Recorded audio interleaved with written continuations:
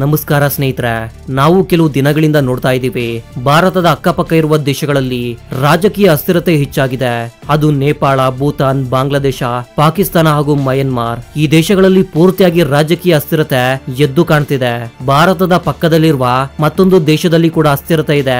ಆದ್ರೆ ಅದ್ರ ಬಗ್ಗೆ ಹೆಚ್ಚಾಗಿ ಯಾರು ಕೂಡ ಚರ್ಚೆಗಳನ್ನ ಮಾಡ್ತಿಲ್ಲ. ಅಲ್ಲಿ ಮತ್ತೊಂದು ಲೆವೆಲ್ ನಲ್ಲಿ ಸಮಸ್ಯೆಗಳಿವೆ. ಇಷ್ಟೊತ್ತು ನಾವು ಮಾತಾಡ್ತಿರೋ ದೇಶದ ಹೆಸರು ಟಿಬೆಟ್ಗೆ ಸಂಬಂಧಿಸಿದ ಒಂದು ದೊಡ್ಡ ಪ್ಲಾನ್ ಅನ್ನ ನಮ್ಮ ಭಾರತ ರೆಡಿ ಮಾಡ್ಕೊಂಡಿದೆ. ಒಂದು ಪರ್ಫೆಕ್ಟ್ ಪ್ಲಾನ್ ಮುಖಾಂತರ ಮುಂದೆ ಹೋಗ್ತಾ ಇರೋದು. ಈಗ ಚೀನಾಗೆ ನಿದ್ದೆ ಇಲ್ಲದಾಗೆ ಮಾಡ್ತಾ ಇದೆ. ಆದ್ರೆ ಈ ವಿಷಯದ ಬಗ್ಗೆ ಇಲ್ಲಿಯವರೆಗೂ ಚೀನಾ ಯಾವುದೇ ಪ್ರತಿಕ್ರಿಯೆಯನ್ನ ಕೊಟ್ಟಿಲ್ಲ. ಯಾಕಂದ್ರೆ ನಿಮ್ಗೆಲ್ಲ ಗೊತ್ತಿರೋದೆ, ಚೀನಾ ಅಮೆರಿಕದ ಮಧ್ಯೆ ನಡೀತಾ ಇರುವ ಈ ಟಾರಿಫ್ ನ ಯುದ್ಧ ಅನ್ನೋದು ನಮ್ಗೆ ಒಂದ್ ರೀತಿಯಲ್ಲಿ ಅನುಕೂಲ ಕೂಡ ಆಗ್ಬಹುದು. ಹಾಗಂತ ಇದ್ರ ಬಗ್ಗೆ ಚೈನಾ ಯೋಚನೆ ಮಾಡ್ತಿಲ್ಲ ಅಂತ ಅನ್ಕೋಬೇಡಿ. 1950ನೇ ವರ್ಷದಿಂದ ಭಾರತ ಹಾಗೂ ಟಿಬೆಟ್ ನ ಮಧ್ಯೆ ಒಳ್ಳೆ ಸಂಬಂಧಗಳಿವೆ. ಆದ್ರೆ ಟಿಬೆಟ್ ಅನ್ನೋದು ಚೀನಾದ ಆಧೀನದಲ್ಲಿರುವ ವಿಷಯ ನಿಮ್ಗೂ ಗೊತ್ತಿದೆ ಅನ್ಕೊಳ್ತೀನಿ. ಅಫಿಷಿಯಲ್ ಆಗಿ ಟಿಬೆಟ್ ಅನ್ನ ಒಂದು ಸಪರೇಟ್ ದೇಶ ಅಂತ ಹೇಳೋದಕ್ಕೆ ಆಗೋದಿಲ್ಲ. ಆದ್ರೆ ಅದು ನಿಜವಾಗ್ಲೂ ಒಂದು ಸಪರೇಟ್ ದೇಶವಾಗಿ ಇರಬೇಕಾಗಿತ್ತು. ಆದ್ರೆ ಚೀನಾದ ಕುತಂತ್ರ ಬುದ್ಧಿ ನಿಮ್ಗೆಲ್ಲ ಗೊತ್ತಿದೆ ಅಲ್ವಾ. ಪಕ್ಕದ ಮನೆಯಲ್ಲಿರುವ ಅಂಗಳ ಕೂಡ ನನ್ನದೇ ಅನ್ನುವ ಬುದ್ಧಿ ಅವರದ್ದು. ಟಿಬೆಟ್ ನಲ್ಲಿ ಆಚರಿಸುವ ಕೆಲವು ಆಚರಣೆಗಳು ಈಗಲೂ ನಮ್ಮ ಭಾರತದಲ್ಲಿ ಕೂಡ ಆಚರಿಸಲಾಗುತ್ತೆ. ಅಮೆರಿಕ ಕೂಡ ಟಿಬೆಟ್ಗೆ ದೊಡ್ಡ ಮಟ್ಟದಲ್ಲಿ ಸಪೋರ್ಟ್ ಅನ್ನ ಮಾಡೋದಕ್ಕೆ ಸಿದ್ಧವಾಗಿದೆ. ಆದ್ರೆ ಪ್ರಪಂಚದಾದ್ಯಂತ ತುಂಬಾ ದೇಶಗಳಲ್ಲಿ ಅಸ್ಥಿರತೆ ಇರುವ ಈ ಸಮಯದಲ್ಲಿ ಭಾರತ ಟಿಬೆಟ್ ನಲ್ಲಿ ದೊಡ್ಡ ಪ್ಲಾನ್ ಅನ್ನ ಎಕ್ಸಿಕ್ಯೂಟ್ ಮಾಡೋದಕ್ಕೆ ಹೊರಟಿದೆ. ಇದ್ರ ಬಗ್ಗೆ ಪೂರ್ತಿ ಮಾಹಿತಿಯನ್ನ ಈ ವಿಡಿಯೋದಲ್ಲಿ ನಿಮ್ಗೆ ತಿಳಿಸ್ಕೊಡ್ತೀನಿ. ಸೊ ಮಿಸ್ ಮಾಡದೆ ಈ ವಿಡಿಯೋವನ್ನ ಕೊನೆವರೆಗೂ ನೋಡಿ ಸಪೋರ್ಟ್ ಮಾಡಿ. ಹಾಗೆ ವಿಡಿಯೋಗೆ ಲೈಕ್ ಮಾಡೋದು ಮಾತ್ರ ಮರಿಬೇಡಿ. ನೀವು ಈ ಮ್ಯಾಪ್ ಅನ್ನ ಗಮನಿಸಿದ್ರೆ ಟಿಬೆಟ್ ಇರುವ ಲೊಕೇಶನ್ ಅನ್ನ ನೋಡಿದ್ರೆ ಭಾರತದ ಪಕ್ಕದ ದೇಶಗಳಾಗಿರುವ ಪಾಕಿಸ್ತಾನ್, ನೇಪಾಳ್, ಭೂತಾನ್, ಬಾಂಗ್ಲಾದೇಶ್, ಬರ್ಮಾ ಹಾಗೂ ಚೀನಾ ದೇಶವನ್ನ ನಾವು ಕ್ಲಿಯರ್ ಆಗಿ ನೋಡಬಹುದು.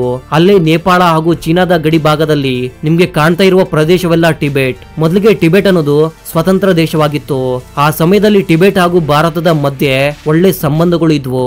ಚೀನಾದ ಆಕ್ರಮಣದ ನಂತರ ಈ ಪ್ರದೇಶದಲ್ಲಿರುವ ಜನರು ತಮ್ಮ ಸ್ವಾತಂತ್ರ್ಯವನ್ನ ಕಳೆದುಕೊಂಡಿದ್ದಾರೆ. ಟಿಬೆಟ್ ಭಾರತದ ಜೊತೆಗೆ ಅತಿ ಹೆಚ್ಚು ಕಿಲೋಮೀಟರ್ಷ್ಟು ಗಡಿ ಭಾಗವನ್ನ ಹಂಚಿಕೊಂಡಿದೆ. ಒಂದು ಸಮಯದಲ್ಲಿ ಚೀನಾ ಹಾಗೂ ಭಾರತದ ಮಧ್ಯೆ ಈ ಟಿಬೆಟ್ ಒಂದು ಗೋಡೆಯಾಗಿ ನಿಂತ್ಕೊಂಡಿತ್ತು. ಆದ್ರೆ ಭಾರತ ದೇಶ 1950ನೇ ವರ್ಷದಲ್ಲಿ ಹೊಸದಾಗಿ ಸ್ವಾತಂತ್ರ್ಯವನ್ನ ಪಡೆದುಕೊಂಡ ದೇಶ. ಅಂದ್ರೆ ಆ ಸಮಯದಲ್ಲಿ ಭಾರತಕ್ಕೆ ಸ್ವಾತಂತ್ರ್ಯ ಬಂದು ಕೇವಲ 3 ವರ್ಷಗಳೇ ಆಗಿದೆ ಅಷ್ಟೇ. ಆ ಸಮಯದಲ್ಲಿ ಭಾರತದ ರಾಜ್ಯಾಂಗವನ್ನ ಜಾರಿಗೆ ತರ್ತಾ ಇದ್ದಾರೆ. ಅದರಿಂದ ಭಾರತ ದೇಶ ತನ್ನ ಅಕ್ಕಪಕ್ಕದ ದೇಶಗಳ ಸಮಸ್ಯೆಗಳನ್ನ ಹೆಚ್ಚಾಗಿ ತಲೆ ಕೆಡಿಸಿಕೊಳ್ಳೋದಿಲ್ಲ.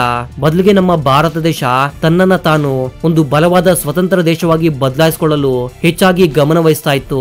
ಆ ಸಮಯದಲ್ಲಿ ತುಂಬಾ ದೇಶಗಳು ನಮ್ಮ ಭಾರತ ದೇಶದಲ್ಲಿ ಸೇರಿಕೊಳ್ಳಲು ಸಿದ್ಧವಾಗಿವೆ. ಆದ್ರೆ ನೆಹರು ಅವರು ಅವುಗಳನ್ನ ತಿರಸ್ಕರಿಸ್ತಾರೆ. ಯಾಕಂದ್ರೆ ಆ ಪ್ರದೇಶಗಳನ್ನ ನಮ್ಮಲ್ಲಿ ಸೇರಿಸಿಕೊಂಡ್ರೆ ಅವು ದೊಡ್ಡ ವಿವಾದಗಳಾಗುವ ಸಾಧ್ಯತೆಗಳು ಇದ್ವು. ಇದರಿಂದ ಭಾರತದ ಬೆಳವಣಿಗೆಗೆ ತುಂಬಾನೇ ತೊಂದರೆಗಳು ಕೂಡ ಬರ್ತಾ ಇದ್ವು. ಆ ಸಮಯದಲ್ಲಿ ಭಾರತ ತನ್ನನ್ನ ತಾನು ಬಲಿಷ್ಠವಾದ ದೇಶವಾಗಿ ಬದಲಾಯಿಸಿಕೊಳ್ಳೋದ್ರಲ್ಲಿ ತುಂಬಾನೇ ಬ್ಯುಸಿ ಆಗಿತ್ತು. ಈ ಕಡೆ ಚೀನಾ ಅದನ್ನ ತನ್ನ ಲಾಭಕ್ಕಾಗಿ ಬಳಸಿಕೊಳ್ಳುತ್ತೆ. ಅಂದ್ರೆ ಚೀನಾ ದೊಡ್ಡ ಪ್ರಮಾಣದಲ್ಲಿ ತನ್ನ ಸೈನ್ಯವನ್ನ ಟಿಬೆಟ್ಗೆ ಕಳಿಸಿ ಪೂರ್ತಿ ಟಿಬೆಟ್ ಅನ್ನ ಮೋಸದ ಮೂಲಕ ತನ್ನ ವಶಕ್ಕೆ ಪಡೆದುಕೊಳ್ಳುತ್ತೆ. ಇದೇ ಕಾರಣದಿಂದ ಟಿಬೆಟ್ ನ ಆಧ್ಯಾತ್ಮಿಕ ನಾಯಕ ದಲೈ ಲಾಮಾ ಟಿಬೆಟ್ ಅನ್ನ ಚೀನಾದ ಕೈಗಳಿಗೆ ಒಪ್ಪಿಸಬೇಕಾಗಿ ಬರುತ್ತೆ. ಈ ರೀತಿಯಲ್ಲಿ ಚೀನಾ ಟಿಬೆಟ್ ಅನ್ನ ತನ್ನ ವಶಕ್ಕೆ ಪಡೆಯುತ್ತೆ. ಆದ್ರೆ ಇವರ ಮಧ್ಯೆ ನಡೆದ ಒಪ್ಪಂದದಲ್ಲಿ ಹಲವಾರು ನಿಬಂಧನೆಗಳು ಕೂಡ ಸೇರಿಸಲಾಗಿದೆ. ಇದರಿಂದ ಚೈನಾ ಹಾಗೂ ಟಿಬೆಟ್ ಪ್ರಜೆಗಳ ಮಧ್ಯೆ ವಿವಾದಗಳು ಮತ್ತಷ್ಟು ಹೆಚ್ಚಾಗ್ತವೆ.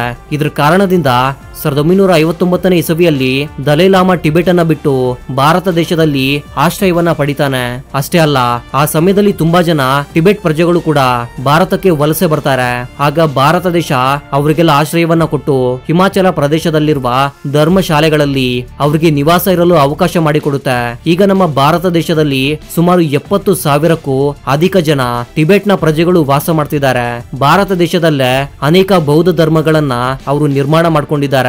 ಆದ್ರೆ ಕಳೆದ ಕೆಲವು ವರ್ಷಗಳಿಂದ ಚೀನಾ ಹಿಮಾಲಯದಲ್ಲಿರುವ ಈ ಮಂದಿರಗಳ ಮೂಲಕ, ಅಂದ್ರೆ ಮುಖ್ಯವಾಗಿ ಅರುಣಾಚಲ ಪ್ರದೇಶದಲ್ಲಿ ತನ್ನ ಸಂಸ್ಕೃತಿ ಹಾಗೂ ಚೀನಾದ ಪ್ರಭಾವವನ್ನ ವಿಸ್ತರಿಸಿಕೊಳ್ಳಲು ತುಂಬಾನೇ ಪ್ರಯತ್ನಗಳನ್ನ ಮಾಡ್ತಾ ಇದೆ. ಅಷ್ಟೇ ಅಲ್ಲ, ಈ ಬೌದ್ಧ ಮಠಗಳನ್ನ ತನ್ನ ಆಧೀನದಲ್ಲಿ ಇಟ್ಕೊಳ್ಳೋದಕ್ಕೆ ಕೂಡ ತುಂಬಾನೇ ಪ್ರಯತ್ನಿಸ್ತಾ ಇದೆ. ಇದು ಕೇವಲ ಮತಗಳಿಗೆ ಸಂಬಂಧಿಸಿದ ಸಮಸ್ಯೆಗಳಲ್ಲ, ರಾಜಕೀಯ ತಂತ್ರಗಳನ್ನ ಮಾಡ್ತಾ ಇದೆ ಈ ಕುತಂತ್ರಿ ಚೀನಾ ಹಿಮಾಲಯದ ಪ್ರದೇಶದಲ್ಲಿರುವ ಬೌದ್ಧ ಮಠಗಳನ್ನ ತೋರಿಸಿ ಆ ಪ್ರದೇಶಗಳು ಕೂಡ ಚೀನಾಗೆ ಸೇರಬೇಕು ಅಂತ ತುಂಬಾನೇ ಆಸೆ ಪಡ್ತಾ ಇದೆ. ಅದಕ್ಕೆ ಶ್ರೀಲಂಕಾ, ಮಯನ್ಮಾರ್ ಹಾಗೂ ನೇಪಾಳದಂತಹ ದೇಶಗಳಲ್ಲಿರುವ ಬೌದ್ಧ ಮಠಗಳಲ್ಲಿ ಹಾಗೂ ಆ ಪ್ರದೇಶಗಳಲ್ಲಿ ನಡೀತಾ ಇರುವ ಪ್ರಾಜೆಕ್ಟ್ ಗಳಲ್ಲಿ ಚೈನಾ ಹಣವನ್ನ ಇನ್ವೆಸ್ಟ್ ಮಾಡ್ತಾ ಇದೆ. ಬೌದ್ಧ ಮತದ ಮುಖ್ಯವಾದ ಕೇಂದ್ರ ನಮ್ಮ ಭಾರತ ದೇಶದಲ್ಲಿ ಇರೋದ್ರಿಂದ ಅದನ್ನ ತನ್ನ ಲಾಭಕ್ಕಾಗಿ ತನ್ನದೇ ಪ್ರದೇಶ ಅಂತ ಹೇಳಿಕೊಳ್ತಾ ಇದೆ. ಆದ್ರೆ ಚೀನಾ ಟಿಬೆಟ್ ಪ್ರಜೆಗಳ ಮೃದುವಾದ ಶಕ್ತಿಯನ್ನ ತನಗೋಸ್ಕರ ಬಳಸಿಕೊಳ್ಳೋದಕ್ಕೂ ಮೊದಲು ಭಾರತ ದೇಶ ಅದೇ ಟಿಬೆಟ್ ಪ್ರಜೆಗಳನ್ನ ಬಳಸಿಕೊಂಡು ಚೀನಾಗೆ ವಿರುದ್ಧವಾಗಿ ಬಳಸಿಕೊಳ್ಳಲು ಹೊಸ ಮಾರ್ಗವನ್ನ ಕಂಡಿಡಿದಿದೆ. ಭಾರತೀಯ ವಿದ್ಯಾ ವಿಧಾನದ ಮೂಲಕ ಟಿಬೆಟಿಯನ್ ಪ್ರಜೆಗಳಿಗೆ ವಿದ್ಯೆಯನ್ನ ಹಂಚುವುದರ ಬಗ್ಗೆ ನಾವು ಮಾತನಾಡೋಣ. ಯಾಕಂದ್ರೆ ಚೈನಾ ಪ್ರಭಾವದಿಂದ ಟಿಬೆಟಿಯನ್ ಬೌದ್ಧ ಮಠಗಳನ್ನ ಕಾಪಾಡುವುದಕ್ಕೆ ಭಾರತ ದೇಶ ಒಂದು ಪಾಠಶಾಲೆಯನ್ನ ಪ್ರಾರಂಭ ಮಾಡೋದಕ್ಕೆ ಸಿದ್ಧತೆಗಳನ್ನ ಮಾಡ್ಕೊಳ್ತಾ ಇದೆ ಅಂತ ರೀಸೆಂಟ್ ಆಗಿ ಕೆಲವು ನ್ಯೂಸ್ ಗಳು ಹೊರಗಡೆ ಬರ್ತಾ ಇವೆ. ಭಾರತ ಸರ್ಕಾರ ಹಿಮಾಲಯದಲ್ಲಿರುವ ಹೆಚ್ಚು ಕಡಿಮೆ 600 ಮಠಗಳಲ್ಲಿ ಹೊಸ ವಿದ್ಯಾ ವಿಧಾನವನ್ನ ಶುರು ಮಾಡಿದೆ.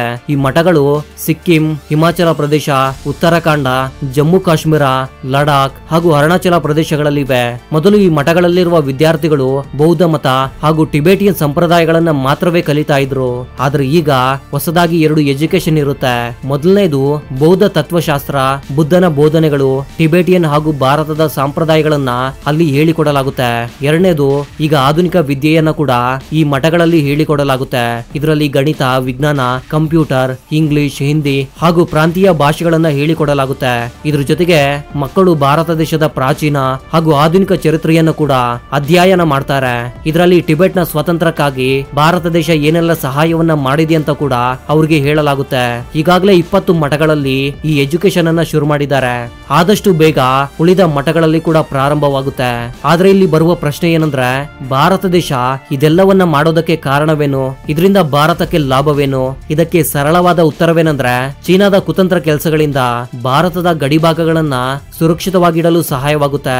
ಅದಕ್ಕೆ ಭಾರತ ದೇಶ ಈ ಹೊಸ ಎಜುಕೇಶನ್ ಸಿಸ್ಟಮ್ ಇಂದ ಮಠಗಳಲ್ಲಿ ಭಾರತೀಯ ಸಂಸ್ಕೃತಿ ಹಾಗೂ ಚರಿತ್ರೆಯನ್ನ ಪ್ರಮೋಟ್ ಮಾಡಲು ಹೊರಟಿದೆ.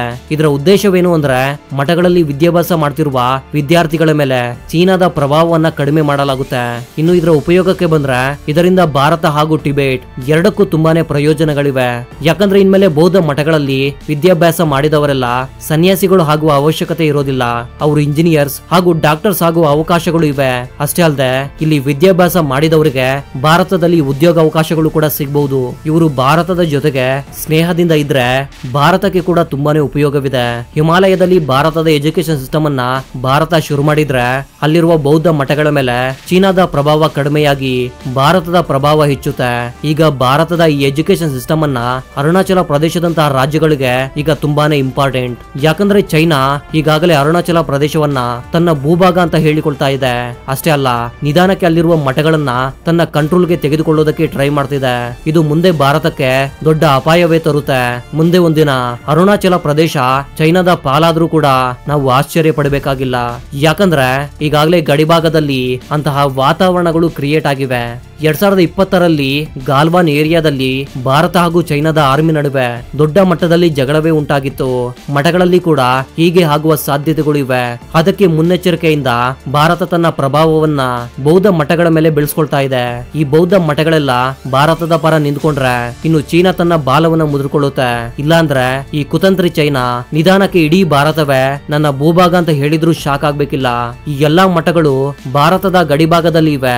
ಆಲ್ರೆಡಿ ಈ ಕಡೆ ಚೈನಾ, ಆ ಕಡೆ ಪಾಕಿಸ್ತಾನ ಎರಡೂ ಭಾರತದ ತುಂಬಾ ಪ್ರದೇಶವನ್ನ ಆಕ್ರಮಿಸ್ಕೊಂಡಿವೆ. ಈಗ್ಲಾದ್ರೂ ನಾವು ಎಚ್ಚೆತ್ಕೊಂಡಿಲ್ಲ ಅಂದ್ರೆ ಮುಂದೆ ಭಾರತವನ್ನ ಪೂರ್ತಿಯಾಗಿ ಇವರು ಆಕ್ರಮಿಸ್ಕೊಂಡ್ರು ನಾವು ಆಶ್ಚರ್ಯ ಪಡಬೇಕಾಗಿಲ್ಲ. ಅದಕ್ಕೆ ಟಿಬೆಟ್ ಅನ್ನ ಸ್ವತಂತ್ರ ದೇಶವಾಗಿ ಮಾಡಿದ್ರೆ ಚೀನಾದ ಗಡಿಭಾಗದ ತುಂಬಾ ಸಮಸ್ಯೆಗಳು ಬಗೆಹರಿದು ಹೋಗುತ್ತೆ. ಈಗಾಗಲೇ ಟಿಬೆಟ್ ಪರ ಅಮೆರಿಕ ಕೂಡ ಧ್ವನಿಯನ್ನ ಎತ್ತಿದೆ. ಭಾರತದ ಈ ನಿರ್ಧಾರದ ಬಗ್ಗೆ ನಿಮ್ಮ ಅಭಿಪ್ರಾಯ ಏನು ಅಂತ ಕಾಮೆಂಟ್ ಮಾಡಿ. So that was the info my dear thinkers. ಮತ್ತೊಂದು ಇಂಟ್ರೆಸ್ಟಿಂಗ್ ಆದ ವಿಡಿಯೋ ಜೊತೆ ಮತ್ತೆ ಸಿಗ್ತೀನಿ. ಅಲ್ಲಿವರೆಗೂ ಜೈ ಹಿಂದ್, ಜೈ ಕರ್ನಾಟಕ.